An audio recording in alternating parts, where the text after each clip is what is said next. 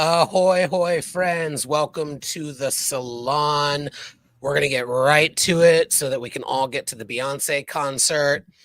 Happy Thursday. Happy Salon Day. We are talking about Star Trek Prodigy, Season 2, Episodes 11 and 12, The Last Flight of the Protostar, Parts 1 and 2. Before we get into it, my usual disclaimer. We all love Star Trek Prodigy. We know that it is for everyone. It's for all Star Trek fans. It's for all non-Star Trek fans, new folks to the franchise. It is also slightly geared towards children and families, but this show is not. So if you stumbled upon our YouTube channel thinking, oh, my kids love this show, my kids and I can watch this after talk show about it. No, this show is not for the children. We are irreverent. There will be swearing. I'm having a little bit of bourbon for the first time in a minute since I'm freshly over COVID, for full week behind me of testing negative. And we're gonna have some fun talking about these episodes. So let's get into it. Now, as always, before we talk about this episode, we simply must set an intention.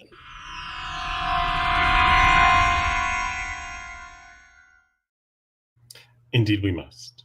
To set an intention tonight, I thought, in honor of the appearance of our first Beveler of the night, Beverly Crusher, I would like you all to imagine, if you will, that you get to have a FaceTime or subspace conversation with any Star Trek character. So, actors, not part of the equation, just the character. What character are you having a 15-minute little chat with?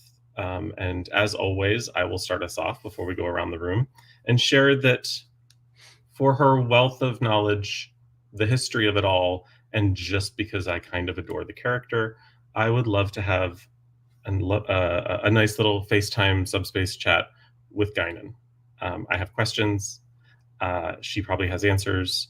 And you know it's going to be fun and funny. And she's probably going to recommend a cocktail, as I usually do each Thursday night, starting at 6:30 Pacific. So I think it'd be a lot of fun. And Guinan's my choice, and I'm sticking to it. Now we will go around the room, and I would love to hear your choices for what character are you going to have a subspace chat with. We will start with the lovely and talented Krista. And surprised Krista. Talented. I too have chosen Guinan, but I have very superficial reasons. I would like to, I don't need the answers to the world. I would like to know from Guinan if she found Mark Twain's voice as annoying as I did in a pathetic bid to validate my intense dislike for Time's Arrow parts 1 and 2. And just she would just answer yes or no, and then the rest of the time we would just drink. Absolutely. Sneak preview. I won't reveal everything, but tonight during the scorecard, Joel, you will be getting some points because if I were to ever own a bar, I now am going to have to name it Trev Forward because that's fantastic. So and Crystal, once again, you and I are as one.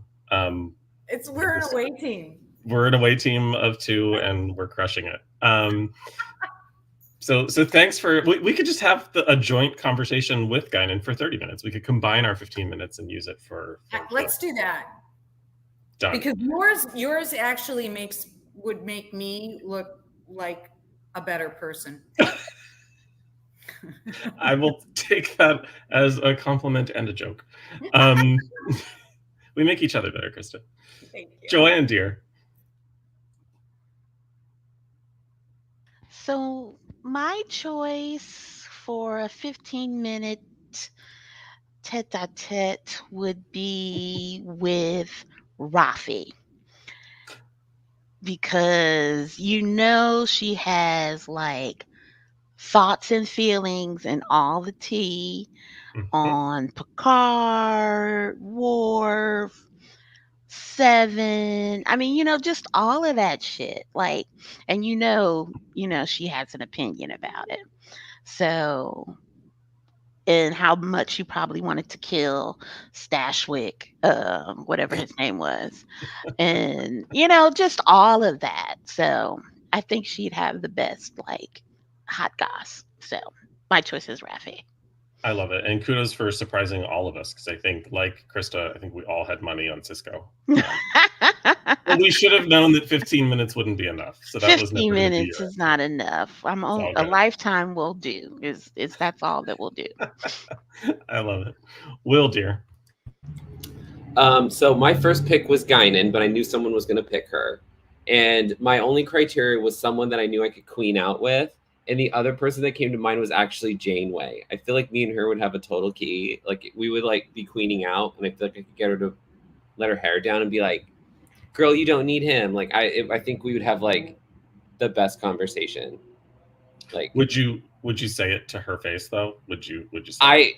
Right as it's ending, "We can land the shit," and then it just cuts out. Yeah. Thank you so much. He knew it was coming. He was quick on that one. Yeah, but no, I my only thing was that, or like maybe like Picard 7 of 9. Like, maybe I feel like we would queen out pretty good, but like, yeah, Guinan or Janeway. I need to just lose it with some bitches, I guess. Because you don't get enough of that every Thursday night at 6:30. I know, but yeah. I love it. Fearless leader. For similar reasons, queening out Garrick. I want to have regular check-ins with that messy bench. I think the hot goss, not just at Deep Space Nine, but across the entire Alpha Quadrant, and we would both be able to comment on how hot Dr. Bashir is. And, get aggressive with some of those thoughts. Julian, speaking of our man Bashir, that would be a fun threesome.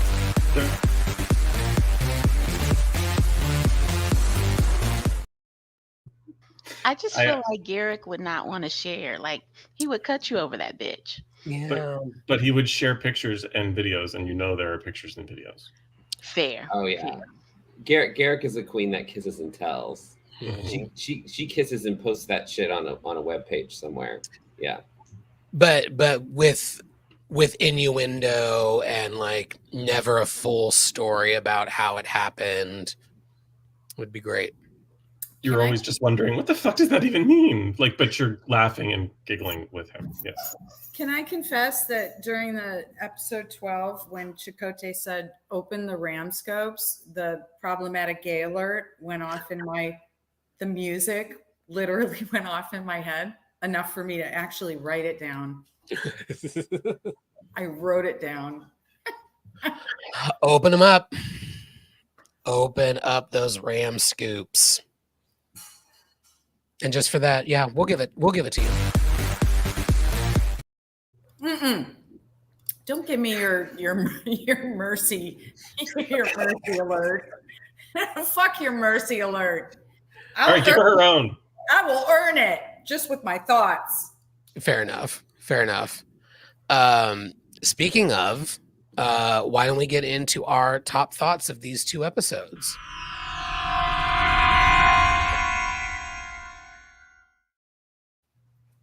Technical delay. Top thoughts on these episodes. I'll kick us off. Super interesting and fun. A whole new light of Chakotay. He's been marooned on this planet, self-marooned on this planet for 10 years. That's going to fuck anybody up. He's lost his crew, including his first officer, who we learn across these episodes goes off trying to find a way off the planet, and Chakotay has to deal with his guilt for not helping and choosing to stay. We get the kids helping out, not just get the ship back in order, but also help get like Gwen says, we don't just have a ship to put back in order.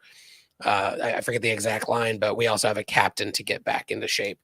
And he gets his new crew, which is lovely. And I know No spoilers since Krista's watching these as we go, but there's going to be a lot of fun stories with his new crew under Captain Chakotay. And like I mentioned last week, this season of Trek has made me a fan of this character that I have disliked for a long time. Uh, was not fun in Voyager, and the actor sucks. Real world nonsense. He's kind of a piece of shit. And as we've talked about before, the character development from the real world was a mess from the jump. We've talked about that before, so I won't get into it here. So it was nice to see a Chakotay that we could be interested in and excited about and see where he's going to go. And we had a lot of fun seeing not only the crew come together, but from Voyager, that crew coming together to save these kids, to save Chakotay and try and find each other again, which we're going to get to in the next couple of episodes. So it was lovely to see. And also, as always, an absolutely beautiful show. The space shots especially, and seeing the Protostar as a sailing ship was a lot of fun. Although my one nitpick, referring to it as the HMS Protostar, really bugged me, coming from a native character. Just, the colonialism around the HMS moniker, even though they still use it and it's a modern term now as well, but just did not like it. But other than that, I fucking love these episodes. They were great. Will, what were your top thoughts on these episodes? Well, thank you. I hope you asked. I thought they were okay. I mean, as a two-parter, it really sets up Chakotay and makes him likable. Like I never found him particularly compelling in Voyager at all, and I never felt like there was nothing to develop with that character. And then in this context, I think there's in having the kids around him and like him being marooned for 10 years and being more open to this kind of thing, I felt was great. I did think it felt a little plotting in terms of like these two episodes. Like, okay, we got the deuterium, we're out, but like, we still have another problem with the Protostar drive and like these other things. So it just feels like we're treading a little bit of water in terms of it seems like we could have maybe condensed some of this.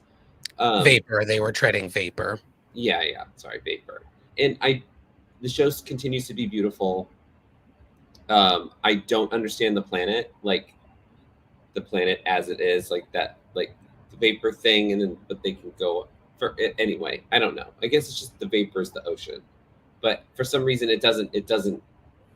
It messes with my brain and not in a fun way. It just is confusing to me. The whole planet has the vapors. Oh my dear. Yeah, but I do find the tie-ins to Picard really fascinating, and like again the care that the writers and everyone running the show have for Star Trek and continue to keep the threads together is really great. Yeah, no, good. They're good. A little plotting. That's all. Joanne, darling. Thank you, my dear. So, I thought they were good. I thought there was some brilliant lines and writing in these episodes, particularly, what was it, 12? And, I was very into angry Chakotay and his obsession with it being his ship. Like, couldn't you just hear him like, "Ugh, whose ship is it? Ah, I'm such a whore." But it was totally, yeah, it was totally hot. But I really loved it. And I love that the kids were sort of, emotionally intelligent enough to know that Chakotay was broken. And they, really had to their work was him as much as it was, the ship and all of that. That was just, I don't know, I thought that was very touching.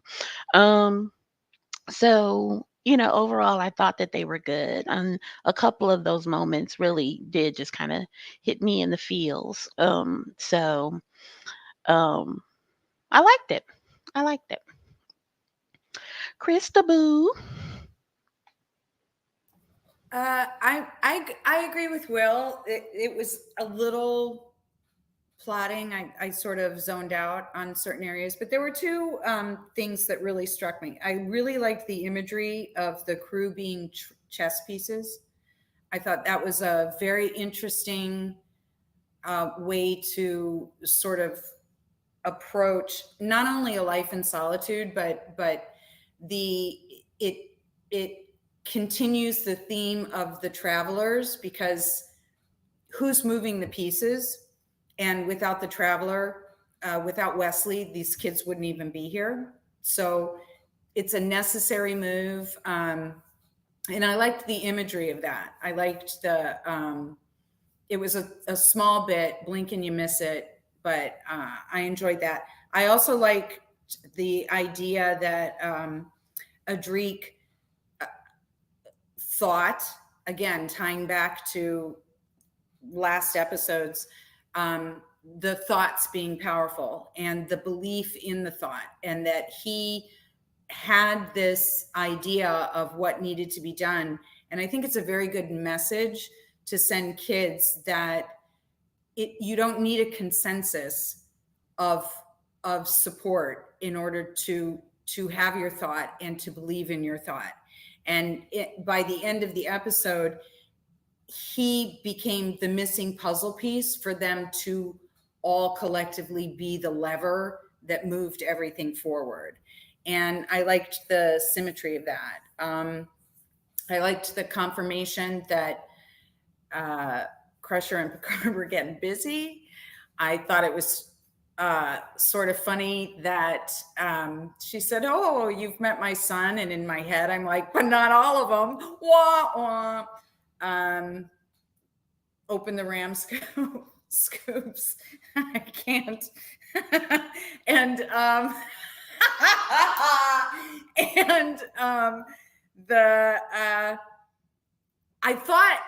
I actually thought that the stormy things on the planet, like I also did not understand the planet, but I thought the stormy things were the things that ate Riker's fuck buddy with a bottle of wine in that episode where they were terraforming and the storm came through and ate everybody. And I was like, oh, they're bringing in the angry crystalline entity.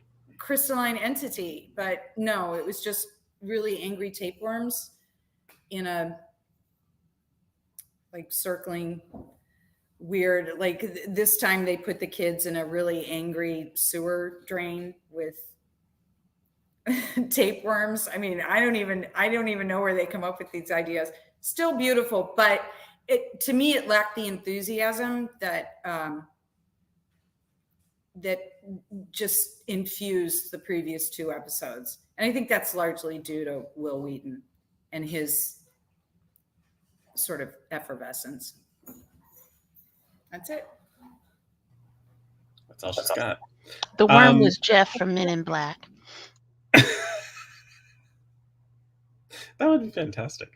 I really enjoyed these two. Once again, I'm just going to say it. Like, there's something about Prodigy that just makes me like two-parters. I'm usually the first one to bitch about them.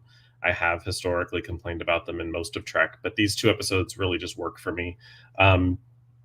Even though I agree it was a bit of a downbeat, but like as I streamed them all, as I binged them all at once to begin with, it was sort of a welcome downbeat. Watching them by themselves, I can see how it's a little bit of a weird shift. I too found the planet very wonky and not entirely understandable, and that's okay. I don't have to understand every planet. But there was a lot going on there, and it like gave the appearance that he was like on a mountaintop, but then it wasn't, because there was water that were clouds that weren't clouds that were water. That was very confusing.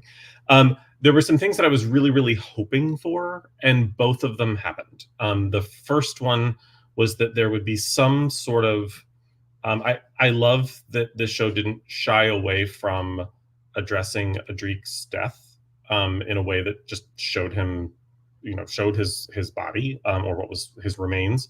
I was really, really hopeful that they wouldn't just leave him in the cavern and move on, so that there was a burial at sea, I guess we'll call it. Let's all do that. It was both pretty and a good part of the story, and I thought, particularly since we're gearing this towards children, I thought it was kind of cool that we didn't shy away from that. The other thing that I was hoping for that would be acknowledged was that despite being marooned and despite being in survival mode, Chakotay was still a vegetarian. As somebody with ethically inspired dietary restrictions, I appreciated that was still something he stuck to and that they stuck to for the character. I also thought he looked incredibly hot, which is a weird thing to say, and I've said it before. It's a weird thing to say about an animated character, but I'm just going to embrace it and run with it. Grumpy Chakotay was delightful because it was Chakotay finally having an emotion. So that was fun. Stan said it best, and I won't try to quote him because I can't, and I don't want to misquote him, but this show seems to have, and the creatives behind it seem to have understood the character of Chakotay better than Voyager and the show that created him actually did. So all in all, I thoroughly enjoyed it. I'm just going to go ahead and give myself one. Loved seeing Beverly. There we go. Just keeping track of those. Seeing/hearing Beverly, despite the fact that I didn't understand why she was wearing a coat indoors, but whatever, we'll get to that later. Yeah, all in all, I thoroughly enjoyed them. Not my favorite of the season or series, but delightful and gave me things that I was hoping for. Speaking of things we were hoping for, Sad Chakotay. Let's talk about this a little bit more. We've all talked a little bit about Chakotay in these first couple of episodes. After the entire first season was very like, we got to find Chakotay, and we got very little of him, which was fine by me. But then we get more of him in this season. I'm like, holy shit, this is interesting. So on this maroon planet, like I can only imagine how I would feel 10 years, however long. Like, I don't think they definitively said how long he's been without Adrik. But judging by the decay of his body, and again, we don't know his species. We don't know everything about his species, and we don't know everything about this weird ass planet. But it seems, since he's nothing but bones, it seems to have been many years. And so I'm curious what folks think about Chakotay's decision to stay marooned because of the living construct and his little chessboard.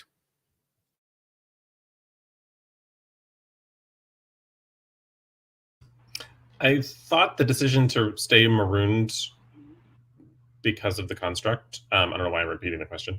I thought that decision was very much what I would expect of a Starfleet captain, like despite the sadness of it and despite what it meant for the character and for the rest of his life. I thought it was appropriate, and also, Janeway in the second half says something to the effect of him always having been an honorable man, and despite not really enjoying the character in Voyager and him not having a lot of runway in Voyager, he was always honorable. And the few episodes that were Chakotay focused that I enjoyed had him acting honorably.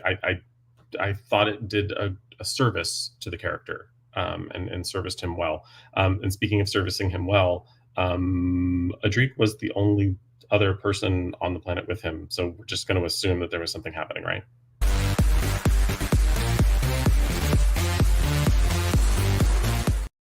I don't know why a loving relationship between a man and a birdman is triggering that, but Buck Rogers started it in season 2 between Buck Rogers and Hawk, so yeah. I'm not owning this. Beak to cheek. I'm sure they enjoyed each other. Oh my. Who else had thoughts on Sad Chakotay? Krista? I thought Sad Chakotay was understandable, but what I really liked was the kids' response to it, it was wholesome in a way that was really relatable, because who doesn't really respond to people who come in and just clean and organize their shit? That is it is a totally free act of generosity, and it resonated with me personally because when I was in college, my best friend and I would rotate having very stressful exams or whatever, and we would come home and the other would have cleaned the apartment top to bottom, and it was just like such a nice thing to come home to. And I think it's a very insulated and childlike way of taking control of an environment that you don't really have control over. And so it struck me as very childlike and wholesome and exactly the perfect response. But I could be reading into it, but that's what resonated with me. It was a simple thing, and it kind of broke him down.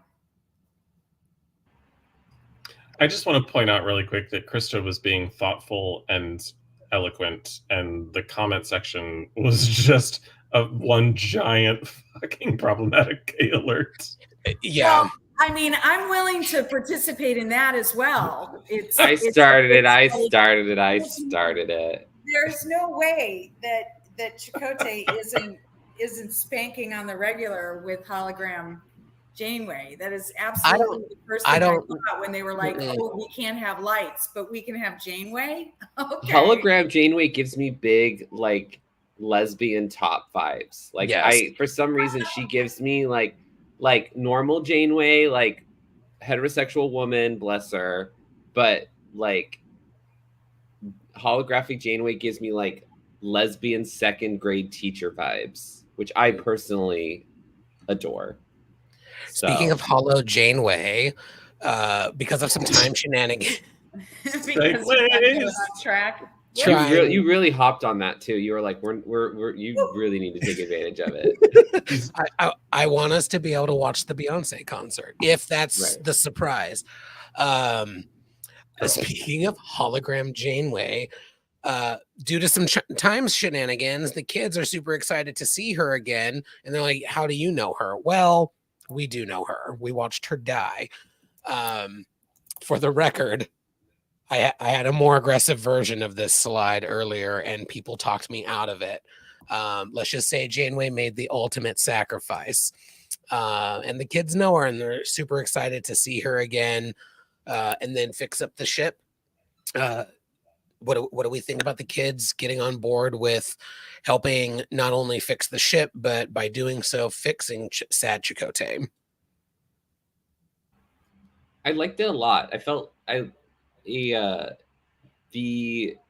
even want to say it's it's like a soft reboot for Chakotay, because like he felt like human and fallible, and like there was a lot of growth. Like he had more growth in 40 minutes than he did on 7 seasons of the original of Voyager. So like I appreciate what they've been doing, and having the kids around to be able to do it is nice, because it made me think that maybe Chakotay has a soft spot for kids. So like, and there wasn't really any. Well, there's Naomi, but like he was never really around her. So getting that kind of moment where the kids were the one that bring him out of it is nice. I thought it was a really, really good moment for him. Yeah. I loved when Dahl said to him, like, is this how Starfleet trains their captains to be broken old men who give up hope? And one brilliant line, but it also kind of took me sort of to Picard, and how we meet him in season 1, and he's just fucking devastated and has given up hope. So I thought that was a nice piece of craft work there. That tends to be a trend for broken old men captains. So I really love that. And I did like I said earlier, I appreciated that they they took on the task of, we need to make you better and the ship, whole again. It just, it hit me in a warm place.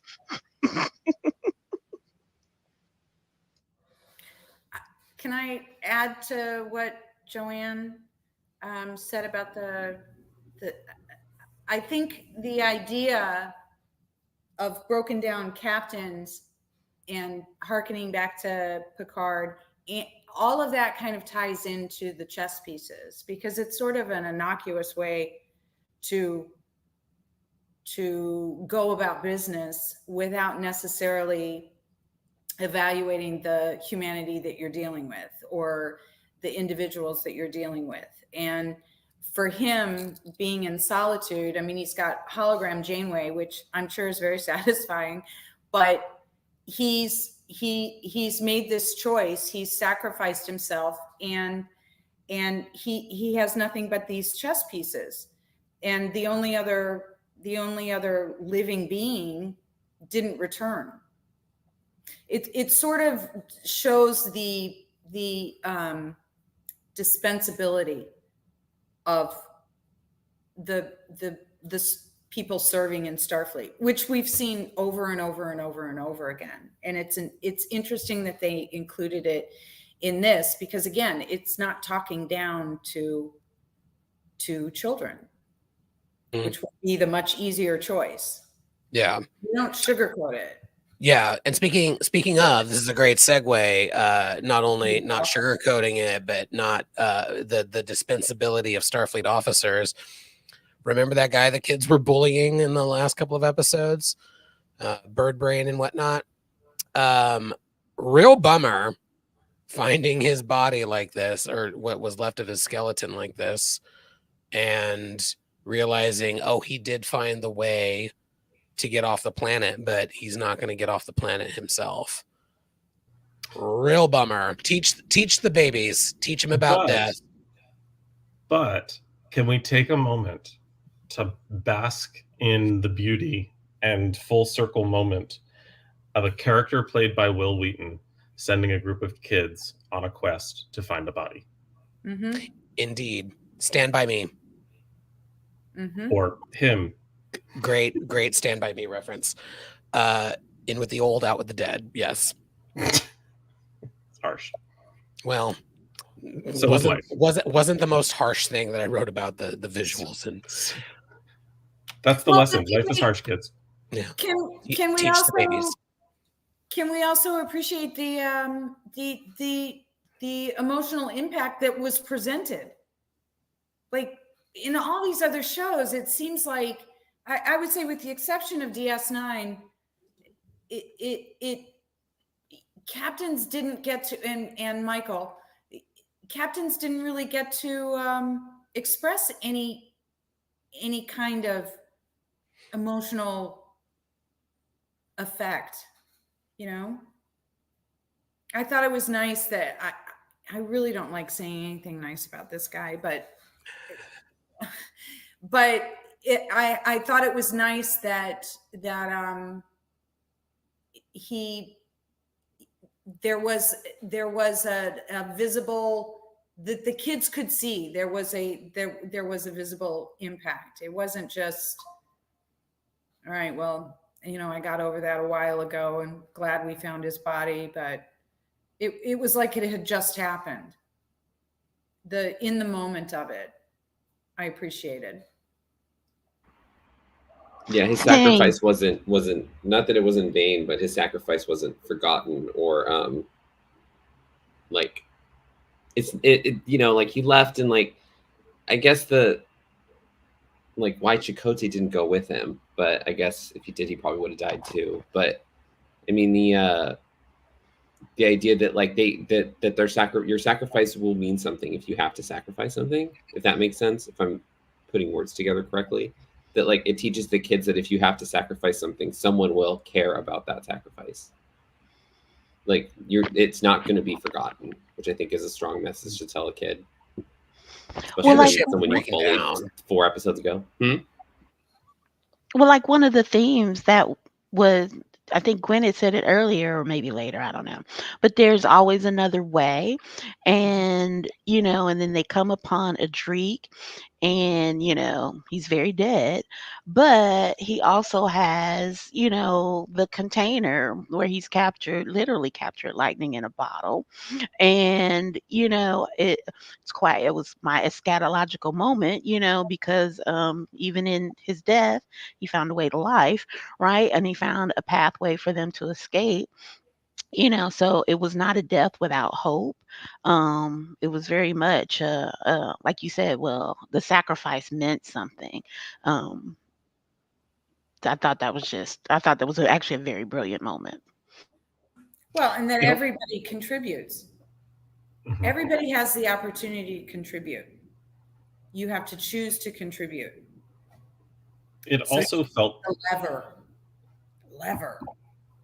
absolutely. It also felt a little bit like I realized he didn't go through like an entire process in a matter of a couple of minutes on the show, but it also felt a little bit like he began to truly grieve Adric. Like, yes, there was the confirmation that he was dead, but he knew he was dead. Like, he knew when he didn't come back that he had passed. So, like, starting that process or starting the whatever stage of the process he was at with other people, even though they were these kids that he didn't really know, there's a message to that of, grief can be very isolating, but it shouldn't be done entirely alone, which I thought was a good message as well. What should be done alone is parenting. Now, this segues are not working, Stan. I think they're working fucking fantastically tonight. All right. Well, I'll go back to my glass. Listen, this entire episode is one giant Beverly alert. But super exciting to see her again. One of the best aspects of Picard season 3 was getting so much Gates and so much Beverly.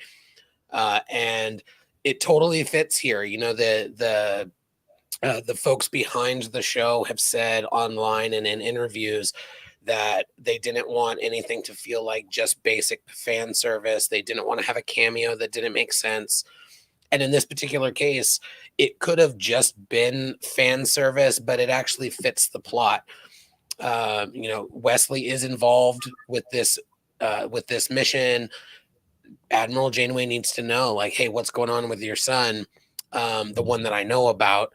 And it's true. She doesn't get a lot of information out of Beverly because Beverly doesn't know him anymore. It's been years and he's this ethereal creature now. My words, not hers. But it was still worth reaching out to try and figure out. So what were folks' thoughts of the Beverly of it all? Coat indoors and all. I thought it was a wig. I was like, oh, she's in disguise. And then I was like, no, that's I don't even know. I was happy to hear the voice. The face didn't work. The whole animation of it didn't work for me, but I was happy to hear the voice. And I'm down for any Beverly appearance. I think again, it's another thing that's interesting that the showrunners decided to loop back and incorporate the Picard season 3 into, or Picard as a series into what was going on.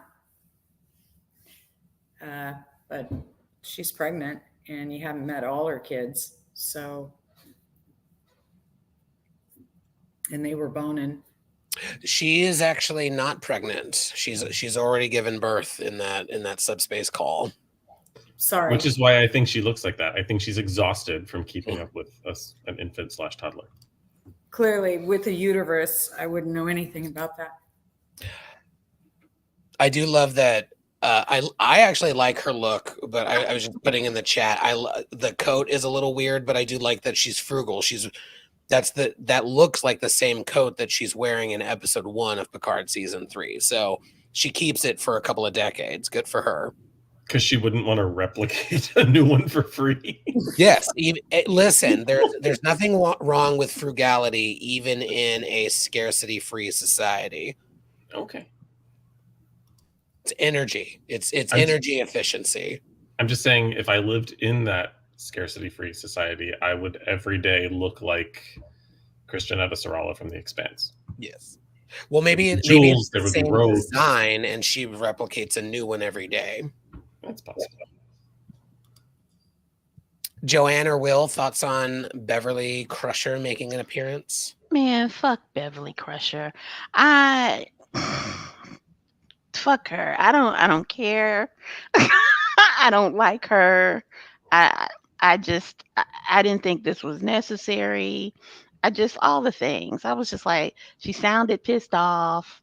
She looked a fucking mess. I was just like, ugh, It's next. a new kind of Beverly alert. Thank you, Joanne.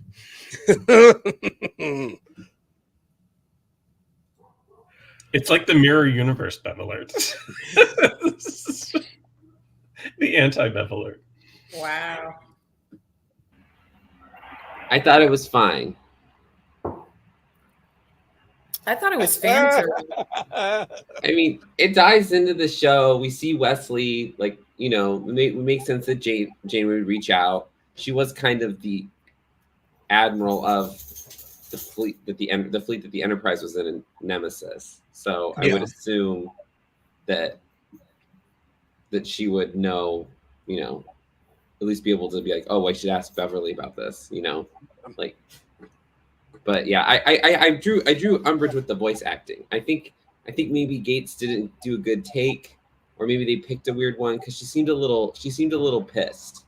It wasn't like, oh, you heard from my son. Oh, she was just like, who the fuck is calling me? Which might be the motivation for that. But I thought it was fine. It was fine. I didn't think it was Beverly at first because of her hair and the way she was animated. It didn't look like Beverly. Now that I look at it, it does. But before, it didn't really look like her.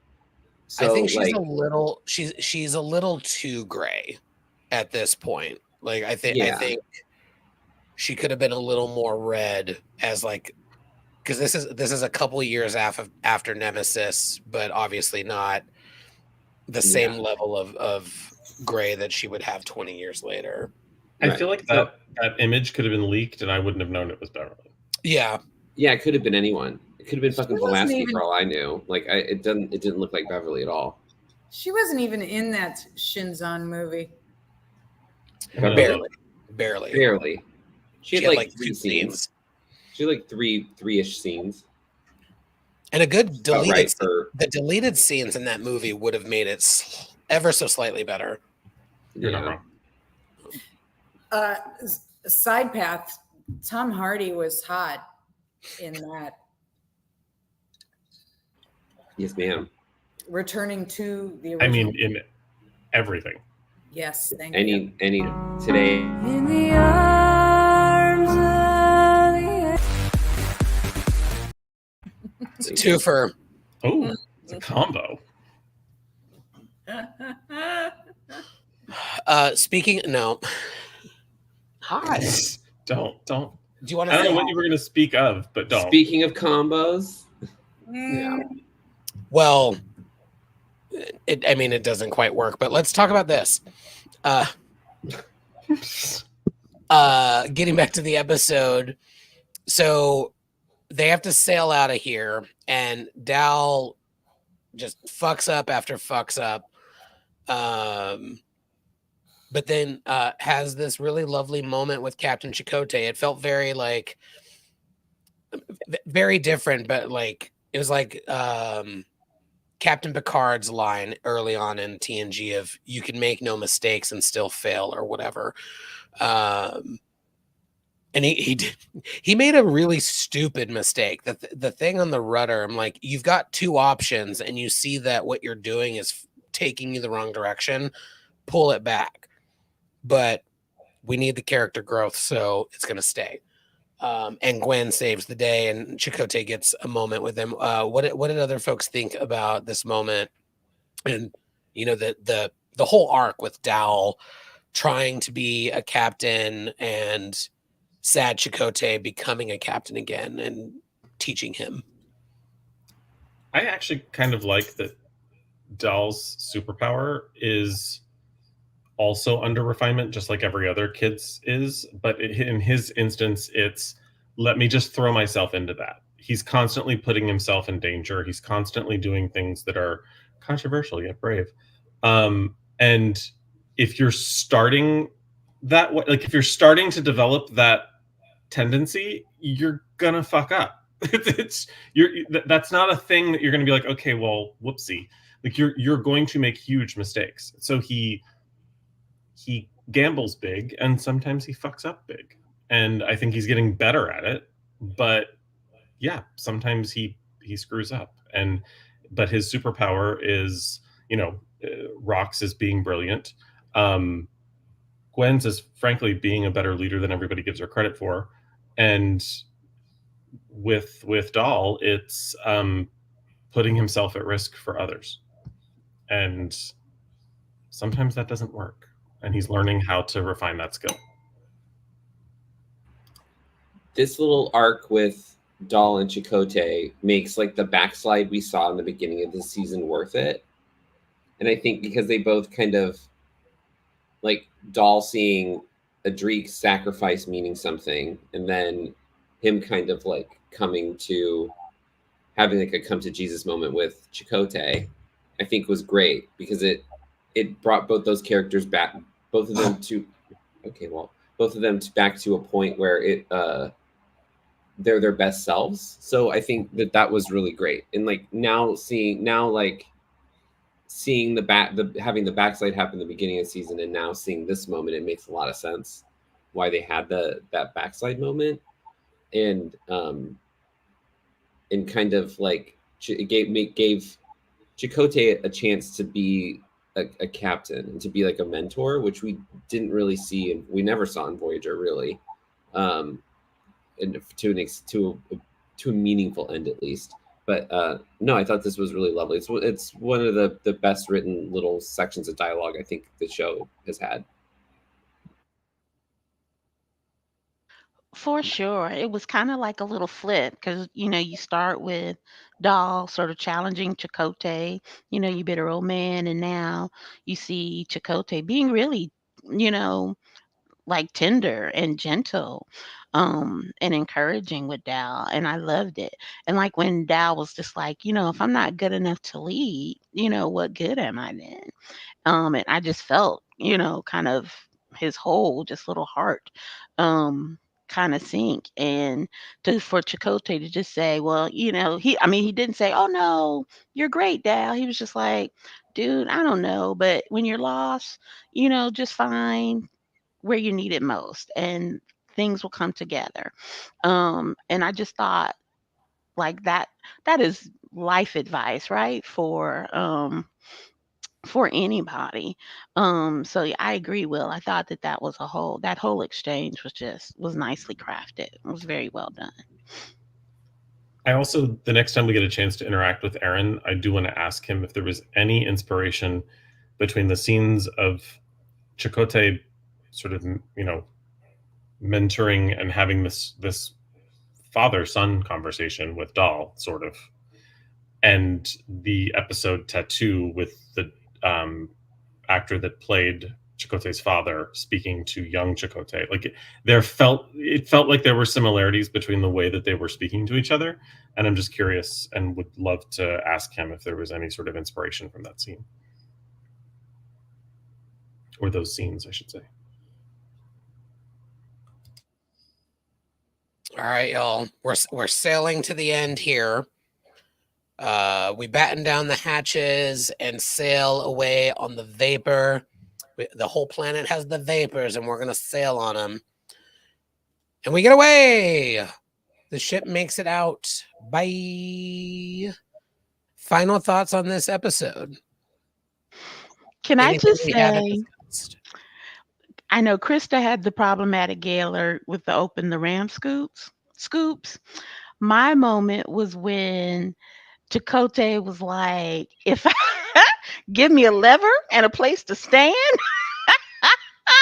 and I can move can move the world. I was just like, bitch, I bet you could. In the arms of the angel.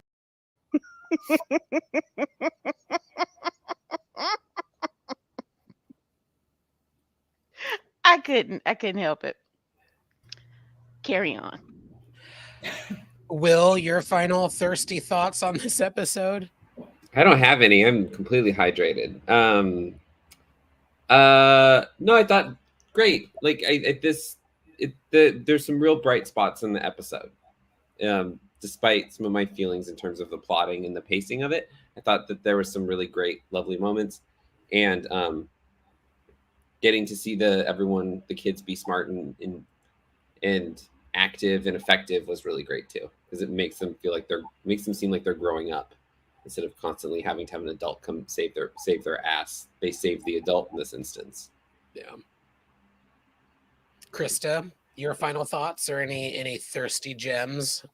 No, I too am sated. But I think I'm looking forward to them creating a star. I want to see how that works. And I also anticipate in the future that You got a star right here, Krista. Yeah, star. Baby, you're a star. Ooh. We're all stars. I am anticipating that it will be I'm hoping that there will be an interesting scene where real Janeway encounters hologram Janeway. That to me would be a real sort of dystopian moment that might be interesting. But yeah, I'm looking forward to how they're going to conclude this whole thing. It's been a fun ride. Trevor, your final thoughts, and then take us into the tallies. My only final thought is, as I said, I love that I'm loving two-parters. It's a gift, and I appreciate it. So thank you, Star Trek Prodigy. There were 4 problematic gay alerts. There were all of the Bev alerts. That's literally how I just scored it. I just put the word all under there. There were 2 problematic ally alerts. Will landed the ship once. 1,200 bonus points to Joanne for stuffing that bird in the comments. 1 million bonus points to Joel in the comments for naming my future mid-century inspired Trek-themed bar lounge here in Palm Springs, named Trev Forward. 5,000 bonus points to Krista for the faces, the surprised faces. And 47,474,747 bonus points to Vice President Kamala Harris for her historic nomination in the hope that she'll soon be sworn in as our 47th president. Yes. 47 is the lucky number.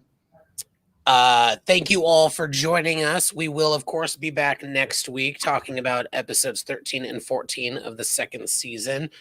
In the meantime, do smash that like and subscribe button, share with your friends. And I also want to highlight our new website is live. We'll do it live. We'll have the latest episode up there. We have some highlights and, of course, some links to follow us. And you can learn some fun stuff about your intrepid Salon crew, including Will, as soon as he fills out that damn form I sent him. And Ken, who is recovering COVID. But soon enough. Salontrek.com. It's live. And a lot of fun little tidbits. It was I learned some new things about everybody putting this together the last couple of days. There's some fun questions in there about like your favorite series and why episode. And we have a really fun, varied interest in the franchise and reasoning, and it's a lot of fun. So lots of good tidbits there. So salontrek.com. Go there, be sure to subscribe again, and then we will see you all next week at the same time, same Salon Trek YouTube channel. And until then, please live long and prosper.